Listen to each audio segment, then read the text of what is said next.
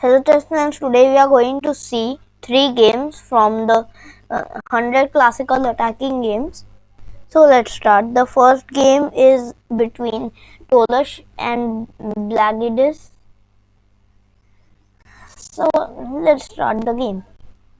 E4, E5, Bishop C4, Knight F6, D3, C6, Queen E2, Bishop E7, Knight F3, D6, everything fine. Knight b d2, knight b d7, c3, castle, knight f1, d5, bishop b3, rook e8. Knight d3, bishop f8, bishop e3. Now everything is fine.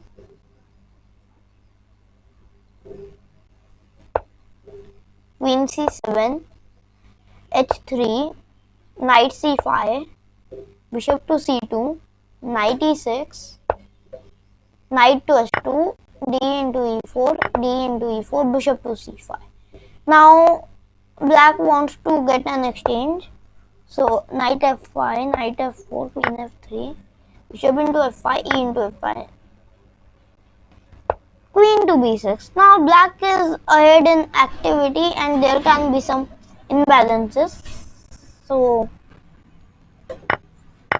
well, now if we see in this game, we saw that like if we go fast forward, yeah, we saw that black is clearly in the upper hand. So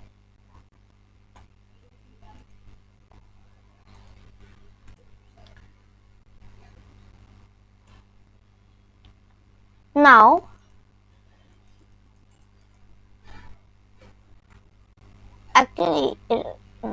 actually white is Tolush, not Alexander. So Tolush versus Bagidis. We already saw this position and saw that white wants to develop some type of activity here. So knight to f4, queen to f3, bishop into f5, e into f5, queen to b6.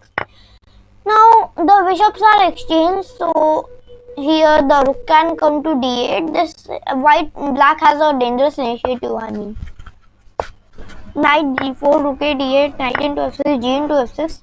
Now black's king is this pawn structure is gone, but it doesn't make any change. g3, queen to b5. Interesting. Yeah. Here the idea is to take on b2 and well, so this idea is interesting, you know. Rook to b1, king to f8, a4, queen c4, rook d1, rook into d1, check, king into d1, knight to d5. What is happening now? e4 is a move. Yeah. e4 can be played. Queen d3, bishop d3 can be played. But here draw. Why? Because this white's position is like a fortress. It's completely indestructible. If the king goes to c1, then it takes to b1 and then everything is fine. But still, I think that agreeing a draw is not that good. He should have at least played some more moves and then saw, because black's position I feel is more good. Yeah. Up to the next game. The next game is between Geller versus Mislov. So this game is really nuts. Why? Because this is nuts. The game started with d4, knight f6, c4, g6, knight c3, d5. The Grunfeld, now cd5, knight d5, e4, knight c3, bc3, bishop d7. Now bishop c4 was played. The main line goes knight f3. I think this is the main line. Yeah. Knight f. See, modern exchange like Here there are many options, but bishop c4 is actually the main line which was played, but knight f3 is also widely known.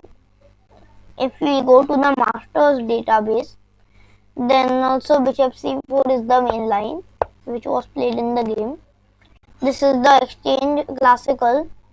If knight f3, then it's called the modern exchange variation, which Carlsen has played, and well, Kasparov has played it. Yeah, very much. Garry Kasparov. And see, many games Kasparov has played on this line with black. He says Kasparov says that this opening has survived the test of time, the Grunfeld. Yeah, that's why he plays it. Bishop c4, c5, knight e2, castle, knight c6, bishop e3. Now d5 is threatened. D into c5 is a threat and defends the pawn. So, well, multi-purpose move. Queen to c7, rook to c1, rook d8, f4. Now f5 is threatened, and well, then knight f4, fg6, knight g6, queen h5, knight e5, bishop f7. Then you can play queen h7 and then queen g8 mate, and it's a game over. Little bit deep, but good analysis. e6, king h1. Now white is thinking of g4, I think. b6, f5, decisive break. This f5 break is very common in Sicilian structures, Grunfeld, and f5 is really common in the knight c3 Sicilian, the Grand Prix. Like it's like you play f4, then it's in the rules of the Grand Prix to play f5.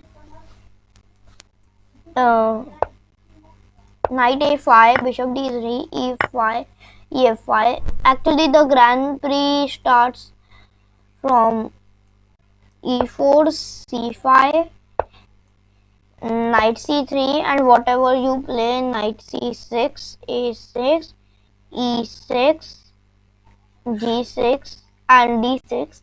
These are the 5 main moves. We play f4. This is the Grand Prix. Yeah. C d6, e6, g6 is also one move. Knight c6 and a6. So, well, on all of them we play f4. Like let's say d6, then f4. Knight c3, then knight c6, then f4. After knight c3, if a6, then f4. After knight to c3, if e6, then f4. Yeah, after knight c3, if g6, then f4. So these are the 5 main options. So, well, moving on to the game. Now, e into f5, bishop to b7. Everything is fine for both sides. Queen to d2, rook e8, knight to g3. Now f6 and knight f5 are threats. Queen c6, rook f2, rook a d8, bishop h6, bishop to h8, queen to f4. Now f into g6, then bishop into g6, then knight to h5, then knight to f6, then queen into f6, then rook into f6, then rook to f1, then rook to f8, then rook into f8, then rook into f8, and it's mate. So that's the idea. This is joking. Rook d7, knight e4, c4, bishop to c2, rook e7, and now rook cf1. The idea is this: f into g6, knight g5, knight f7 or knight h7, and things like that. So rook to e4, f into g6. What a move! You are just sacrificing a queen. Now, Black was like, oh my god, insane attack. He was like, it's scary. f6 was played. Why? Because if you take on f4, then g into h7 is a beautiful check. And wait. So after f into g6, here f6 was played. White is really not c plus queen to g5. Brilliant. He is just sacrificing the queen again and again. Again and again. Queen to d7. King to g1. Yeah.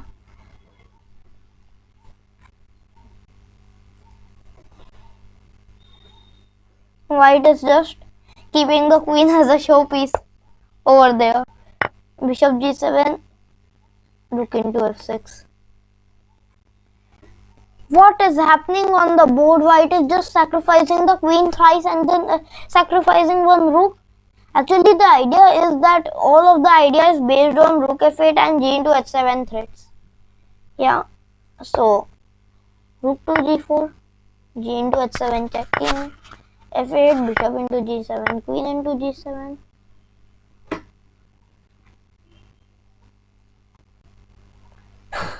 And the game ends. Why? Why can't you take over here on g4?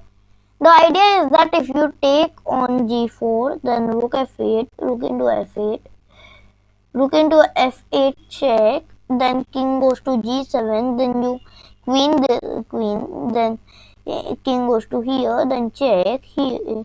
Oops, sorry, king can't go here, that's mate. So, that's the idea. Moving on to the third insane game. The third insane game is played between Bronstein versus Nasdorf, two amazing players of their time. d4, knight f6, c4, e6, knight c3. Bishop b4, this is called the Ragozin. Leads to very double-edged positions. a3, bishop c3, bishop. Just joking, that's the Nimzo Indian. c5, e3, knight c6, bishop d3. This is called the Nimzo Indian defense. Very popular, very popular. So knight e2, I think this is the main line. Same edge. This same edge variation is just nuts. I don't like it. You are just making a center and don't develop your pieces. e4, knight e8. Knight e8 is a good idea in these type of structures. Wanting to play f5 and then knight f6. Castle b6, f4, bishop a6. Targeting this pawn, some kind. Oops. This center is targeted. Most likely, this pawn will be targeted. f5, e5, f6. Some attack building over here. If you take on f6, then bishop g5, and it's a really annoying pin. I mean, so king to h8, d5. Knight to a5, now attacking this pawn, and this knight may seem awkward at first, but this knight is actually in the best place to attack this pawn, the c4. Knight to g3, the attack is building up, g into f6, knight to f5, now queen to h5, rook f3, queen into h7, knight e7, rook g3, bishop h6, bishop g7 check, bishop into f6 check, and mate. Then rook into g, then rook to g7, then rook h7, and then rook h8 is the threat. Little long, but still. So white executes the first pass, bring his queen, bishop into f5, e into f5, rook to g8, rook f3 brings his rook, rook g7, bishop h6 brings his bishop, rook g8, rook h3 brings his rook. Everything according to plan, and black resigned. Why? Bishop to f8 is threatened, then here is mate, and you can't stop it. So that's why he resigned. Simple, right? I think so. So, well, today is the birthday of George Harrison from the Beatles. I made, yeah, today is his birthday, so I made the drawing. Little bit face awkward, but still not bad. Come on. So, well, George Harrison, starting with his 5 facts, we are going to tell 5 facts about him. George Harrison is was born on February 25, 1943 in Liverpool, England, and well, is one of the is the youngest Beatles in the Beatles. So the second fact is that George Harrison was influenced by Indian music and culture that led him to study with sitar virtuoso Pandit Ravi Shankar. Yeah, he was a legendary sitar player, Pandit Ravi Shankar, and well, and he also put Indian instrumentation and philosophy into his songs. Yeah. So the third fact is that George Harrison was also a philanthropist and organized the 1970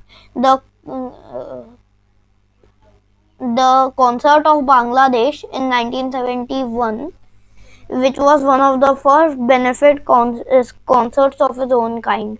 So the fourth fact is that he was like induced into the Rock and Roll Hall of Fame in 2004, and also and in 1988 because he was a member of the Beatles. So the fifth fact is that he made a song, My Sweet Lord, which was a single which he earned that he by a single it was a single song by a solo Beatle. Yeah, means he only composed that song and sang that to reach the top 100 to reach the number 1 spot in the Billboard Hot Top 100. Yeah. So these were the 5 facts. So I hope you like to know for to this time icon. Thank you.